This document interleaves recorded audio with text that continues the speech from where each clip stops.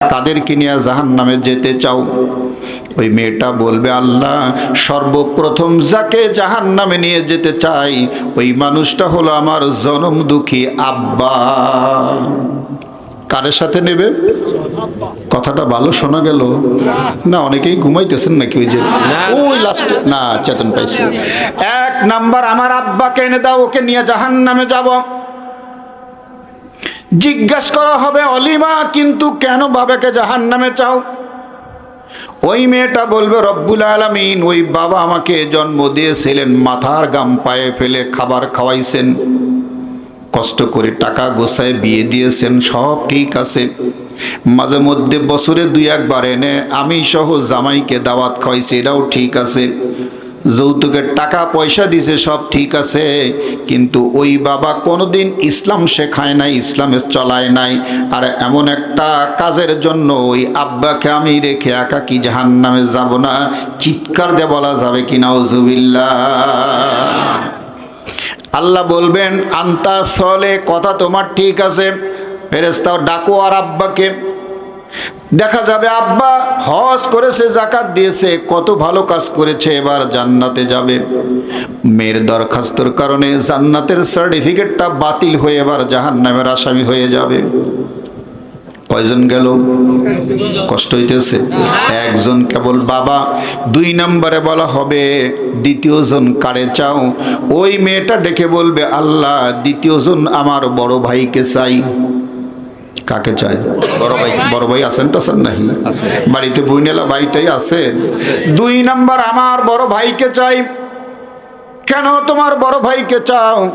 ওই মেয়েটা ডেকে বলবে, রব্বুল আলামিন আল্লাহ আমার বড় ভাইকে জন্য চাচ্ছি, বাবার পরিবর্তে ভাইও শাসন করতে পারতো। ওই ভাইয়ের সামনে পর্দা মানি নাই, ইসলাম মানি নাই, বুঝি নাই। আব্বা ইসলাম শিখায় নাই, বড় ভাইও কোনোদিন শিখায় নাই। এই জন্য ওই সর্বনাশা ভাইটাকে এবার জাহান্নামে চাইছিল। নাউজুবিল্লাহ।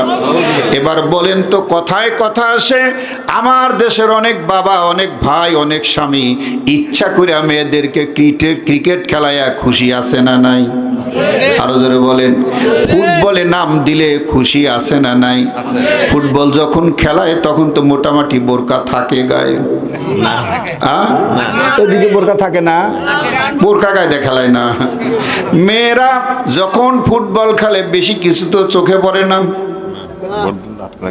তাম পৃথিবীর কোন মানুষের চোখ তো এদিক যায়ও না। একটু কথা উপায় না রে বল। জি জি, দুঃখ লাগে। এই মেয়েটা মরার পরে 5টা কেন 5 লক্ষ কাফন দিয়ে মাটি দিলে লাভ আছে? কারণ যা দেখার আছে কিছু কি আর বাকি ছিল? হ্যাঁ, তোমার তাজা অবস্থায় দেখছি, আজকে মরার পরে ডা হোক কষ্ট হইলে মনে হয়। সামনে আগে যাই, সময়ের স্বল্পতা। রব্বুল আমিন ওই শয়তান বড় ভাইটা শাসন করতে পারত। ওর সামনে মাথার চুলগুলো উড়ায় দিয়ে স্কুল কলেজে গিয়েছি, অফিসে গিয়েছি। ওই শয়তান কোনোদিন বাবার পক্ষে থেকে শাসন করে নাই। ওরা যদি বাপ আর বড় ভাই শাসন করতো, আজকে আমারে জাহান্নামে যাওয়া লাগতো না। 2 জনকে ধরেন, 2 জনকে নিয়ে আসা হবে নাউজুবিল্লাহ আগামীকাল। একটু তাড়াতাড়ি বলছে, বলা হবে 3 নাম্বার কারে চাও? 3 নাম্বার আমার শ্বশুর মেয়ারে চাই। কারে চাই? এমন একটা অপদার্থ শ্বশুরের ঘরে গিয়েছিলাম, ওই শয়তানের সামনে আমার স্বামী আমাকে উলঙ্গ পানাকুরির বাইরে বের হয়েছে, কিছুই বলে নাই। এরকম মুরব্বিতে গায় নাই? আছে 2-1টা। কি সুন্দর লাল পাঞ্জাবি, লাল জামা, জায়নামাজ ছেলে বিদেশ থেকে পাঠায় দিছে, ওইটা নিয়ে 5 ওয়াক্ত নামাজে আসে যায়, সব ঠিক আছে, পান খায়, তসবিহ আছে। বেটা বেটি কোন লাইনে আছে এটা দেখার সুযোগ ঠিক না? ঠিক ওই জায়গায় তার চোখ অন্ধ আছে না নাই? এবার আমার শ্বশুরকে দাও। 3 জন হলো। আর কারে চাও? কয়ে সর্বনাশের স্বামী, যেই শয়তানটা বন্ধু বাড়িতে ডেকে এনে বলতো, মাই ডিয়ার ডার্লিং, এরা আমার বন্ধু বান্ধবী, এরা আমার বন্ধু, একটু সেজে গুজে এসে একটু লাল চা পান করাও আছে না নাই? অনেক বদমায়েশ আছে, এটা আমার বন্ধু, একটু কথা বলো, আমি আসছি। কথা কন না কেন? আছে না নাই? এই চারজন পুরুষ ভালো আমল করার পরেও শুধুমাত্র শাসনের অভাবের জন্য জাহান্নামী হবে। চিৎকার দিয়ে বলুন একটু নাউজুবিল্লাহ। নির্ঘাত জাহান্নামে যাব, অথচ তাদের আমল ভালো ছিল। কথা কি বোঝা যাচ্ছে? ফারুকে আজম ওমর বলেন, মনে আছে তো? ইত্তাকুল্লাহ, আল্লাহকে ভয় করো। কতটুকুন? হাক্কা তুকাতিহি, যতটা ভয় করা উচিত ছিল। ওমর বলে, গোটা মদিনাতুল মুনাওয়ারা এই 50 থেকে 60টা বাংলাদেশের সমান রাষ্ট্র আমার অধীনে।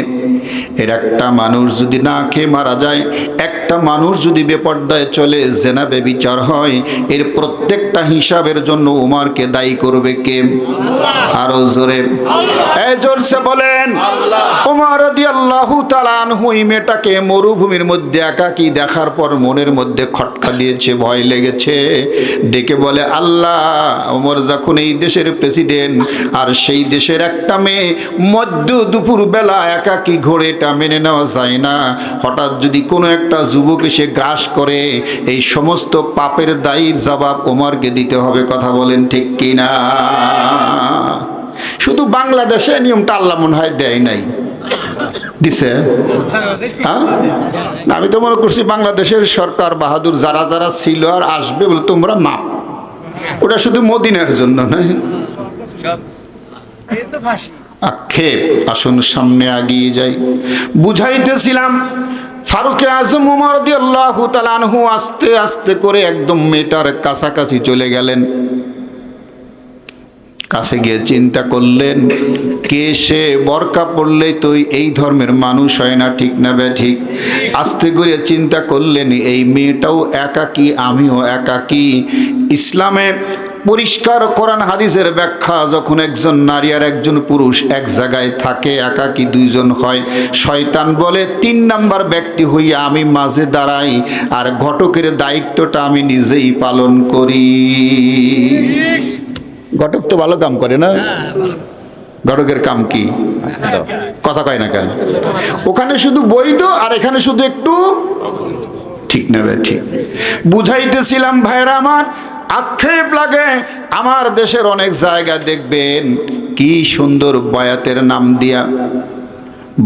নাম দিয়া অনেক নারী পুরুষ এক জায়গায় এরকম বলেন, ইসলামের বিপক্ষে আছে না নাই?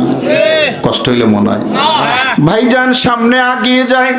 সময়ের স্বল্পতা, অনেক উদাহরণ ছিল, টানার মতো সময় নেই। ওমর কাছে চলে গেলেন, সালাম দিলেন, আসসালামু আলাইকি ইয়া উম্মি, আসসালামু আলাইকি ইয়া উম্মি। চিল্লা কন মারহাবা। চিন্তা করে দেখলেন, যদি যা কই এ আপা, তাহলে তো একটু শব্দটা কি হয়, এই ভেজাল কমবে না বাড়বে?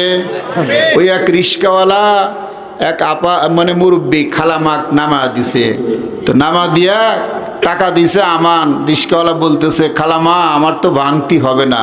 খালামা খুব রাগায়, আমারে খালামা কন কেন? আপা কইতে পারেন না? আমি কি বুড়ি হয়েছি? নাউজুবিল্লাহ, কাল বলেন। তার মানে বলেন তো, খালামা বললে ভদ্র সম্মান দেওয়াটা কম হইল না বেশি হইল? উনি ওটা নিবেন না। উনি কি নিবেন? বোঝা গেছে? হায় হায়। বুঝাইতেছিলাম খলিফাতুল মুসলিমিন ওমর রাদিয়াল্লাহু তাআলা আনহু চিন্তা করলে দেখলেন, একজন মেয়েকে আমি মা বলে ডাকবো যাতে ভেজাল কমে। এই জন্য বলে, আসসালামু আলাইকি ইয়া উম্মি, ও আমার মা, তোমারে সালাম। চিল্লায় বলেন মারহাবা। মেয়েটা জবাব দিল। ওমর জিজ্ঞেস করলেন, মা নামতে, আমাজা তুরিদুহা হুনা অমিন জিতে, who are you and why are you moving here alone? তুমি একাকে একা একা ঘুরছো কেন? কোত্থেকে তুমি এলে? জবাব দাও। সুবহানাল্লাহ। আমার দেশের আগের বলি আর এখন বলি, কোন রাষ্ট্রপতির এত ঠেকা আছে জিজ্ঞেস করার?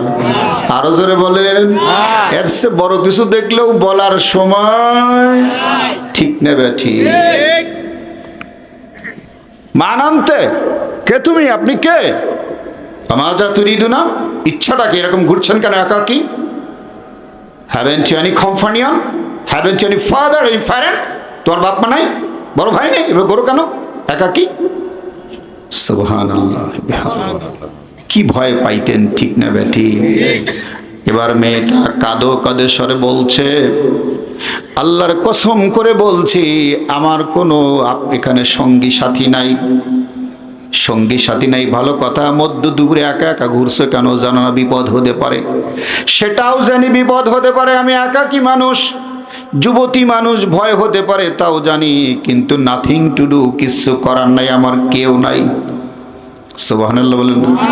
আমার কেউ নাই ইল্লাল্লাহ, আল্লাহ ছাড়া আমার এই সময় আমার পাশে আর কেউ নাই।